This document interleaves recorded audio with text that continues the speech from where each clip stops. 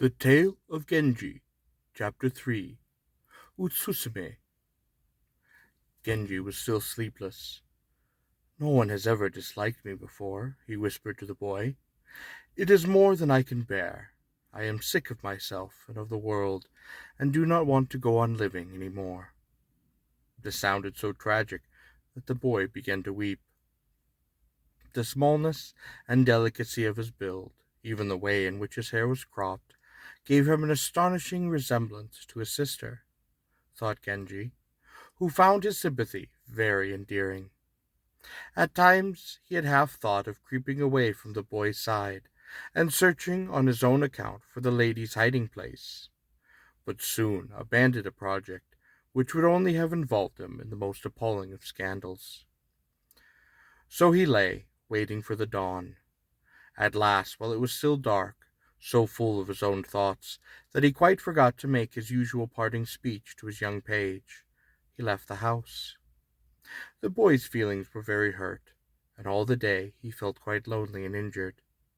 The lady, when no answer came from Genji, thought that he had changed his mind, and though she would have been very angry if he had persisted in his suit, she was not quite prepared to lose him with so little ado. But this was a good opportunity, once and for all, to lock up her heart against him. She thought that she had done so successfully, but found to her surprise that he still occupied an uncommonly large share of her thoughts. Genji, though he felt it would have been much better to put the whole business out of his head, knew that he had not the strength of mind to do so, and at last, unable to bear his wretchedness any longer, he said to the boy, "I am feeling very unhappy. I keep on trying to think of other things, but my thoughts will not obey me. I can struggle no longer. You must watch for a suitable occasion, and then contrive some way of bringing me into the presence of your sister." This worried the boy, but he was inwardly quite flattered at the confidence which Genji placed in him, and an opportunity soon presented itself. Kinokami had been called away to the provinces, and there were only women left in the house. One evening, when dusk had settled upon the quiet streets, the boy brought a carriage to fetch him. He knew that the lad would do his best, but not quite feeling safe in the hands of so young an accomplice, he put on a disguise, and then, in his impatience, not waiting even to see the gates close behind him, he drove off at top speed. They entered unobserved at a side gate, and here he bade Genji descend. The brother knew that he was only a boy.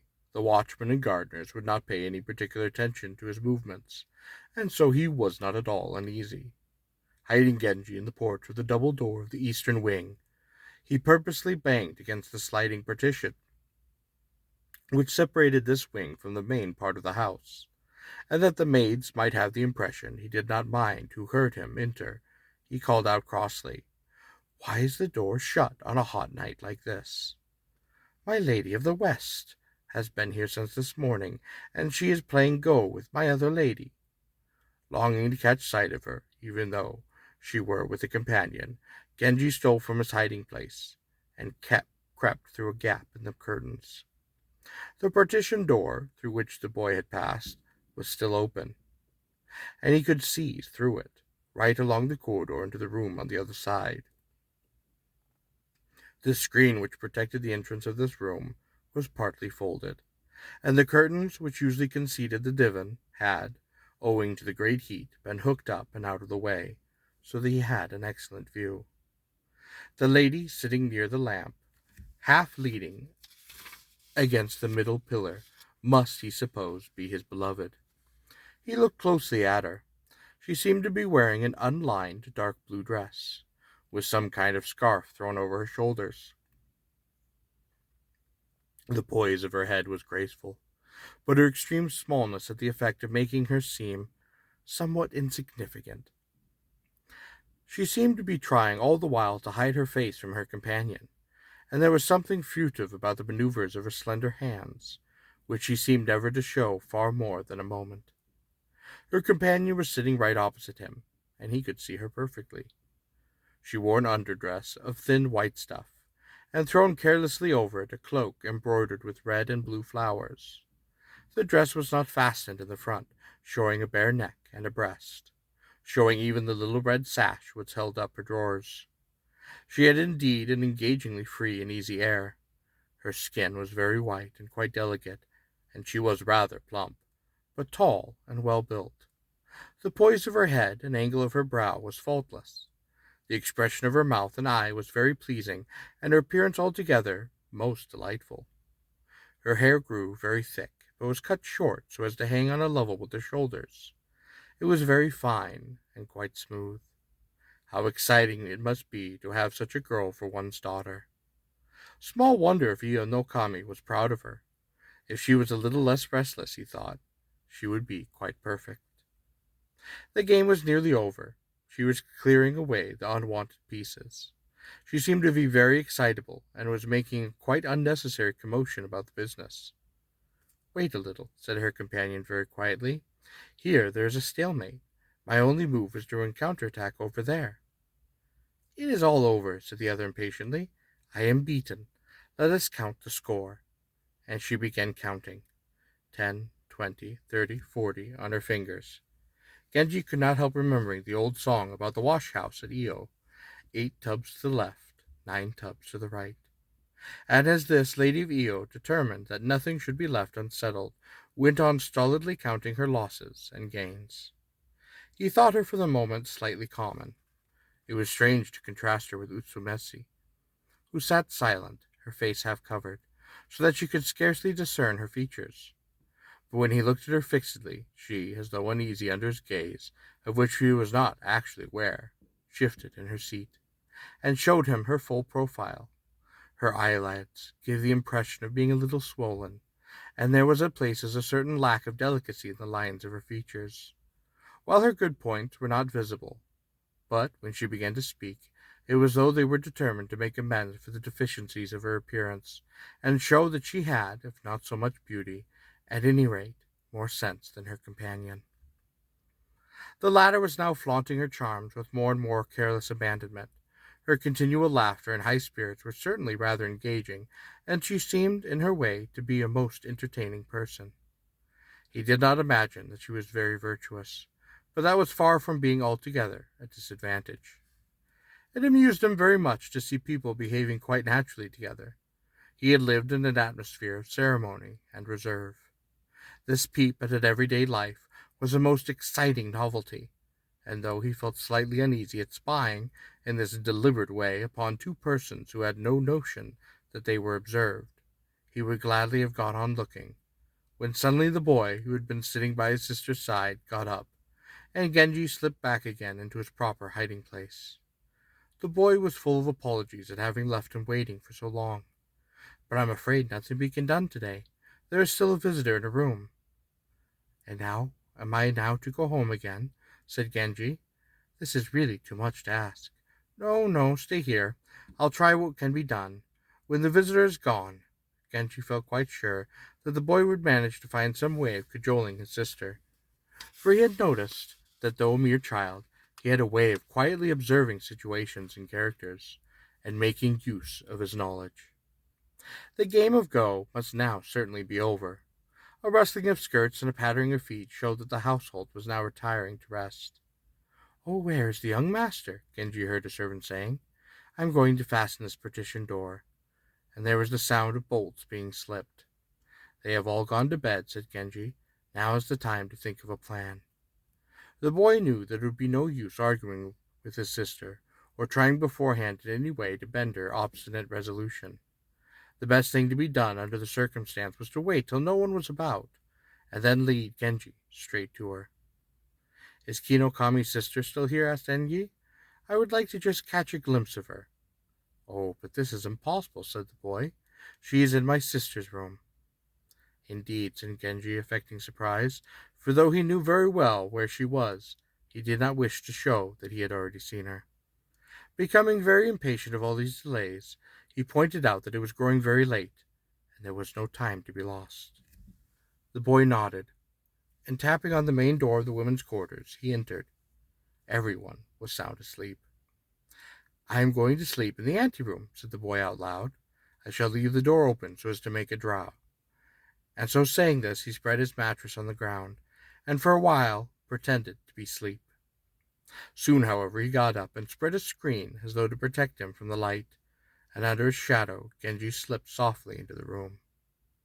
Not knowing what was to happen next, and much doubting whether any good would come to the venture, with great trepidation he followed the boy to the curtain that screened the main bedroom, and pulling it aside, entered on tiptoe.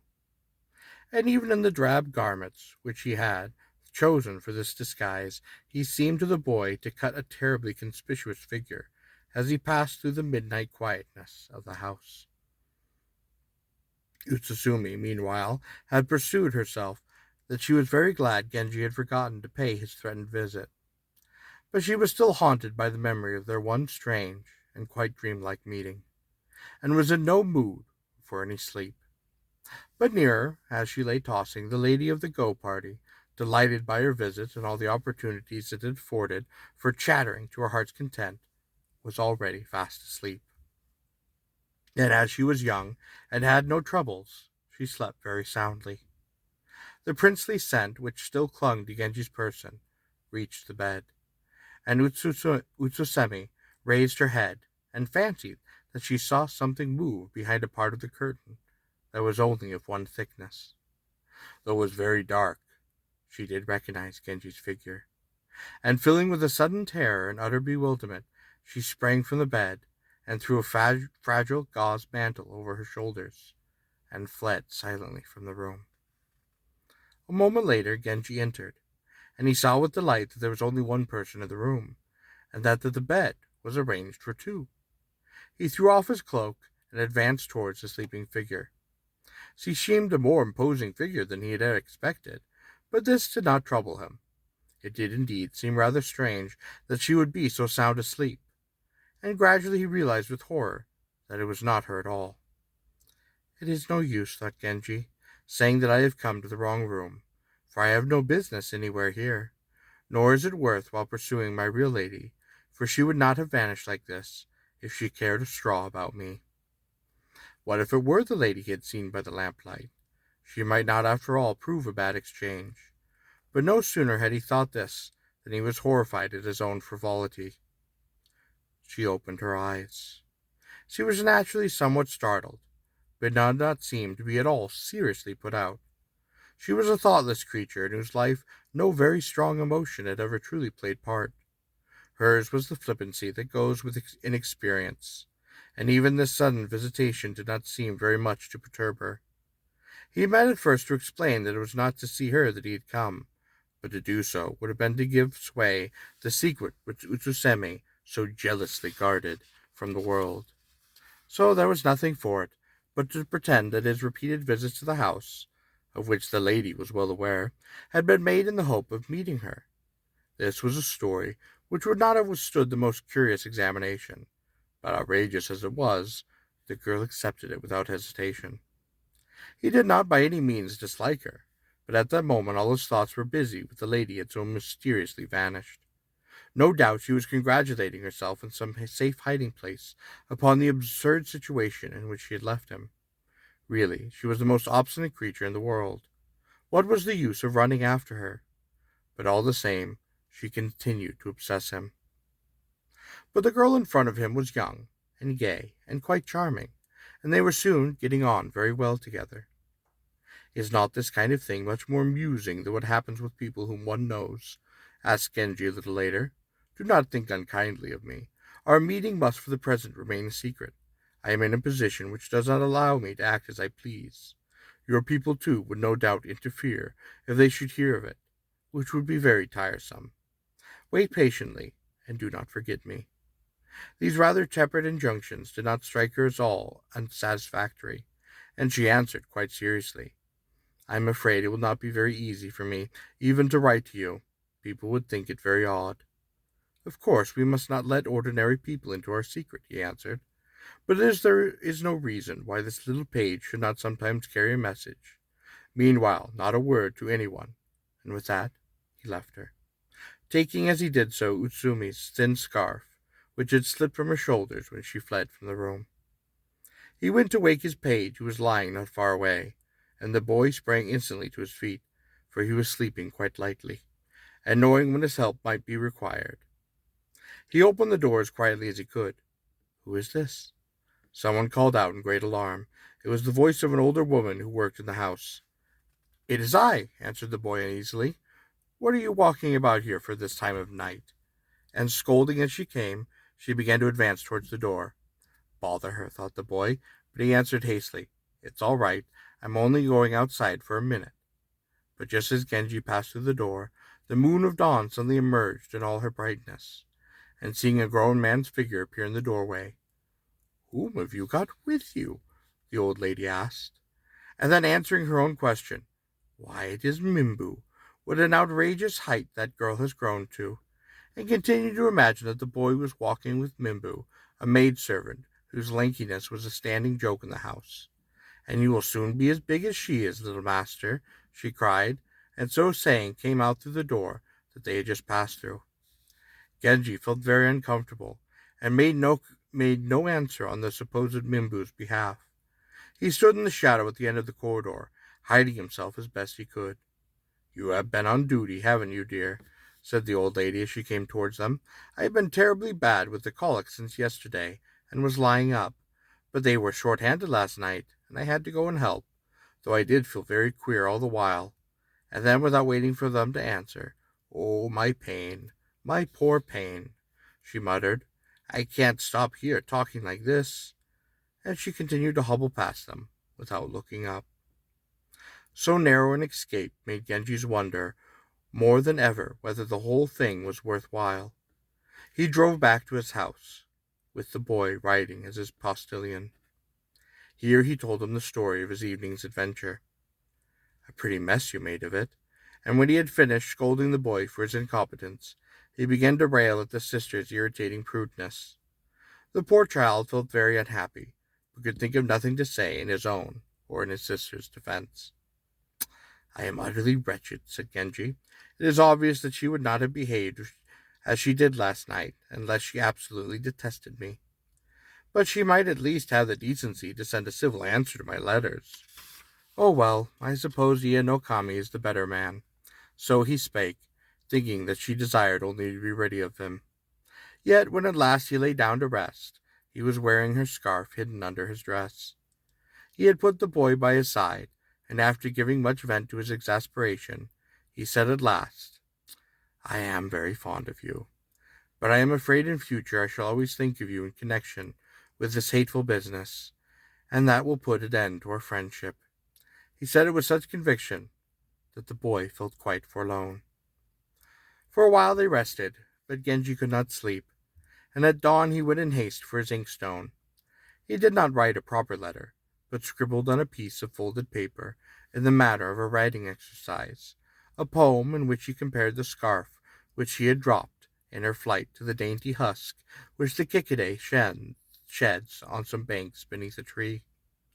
The boy picked the paper up and thrust it into the folds of his dress.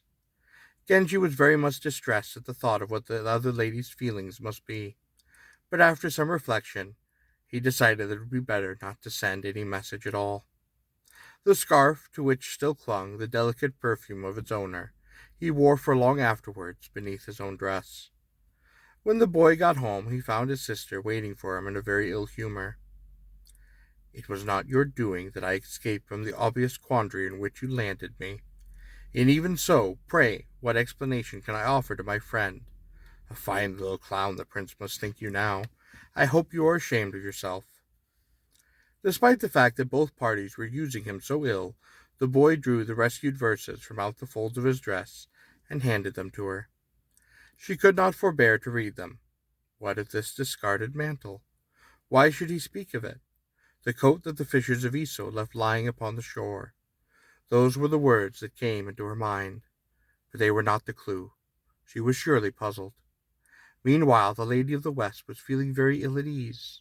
She was longing to talk about what had happened, but must not do so, and had to bear the burden of her impatience all alone. The arrival of Utsumesi's brother put her into a great state of excitement. What? No letter for her?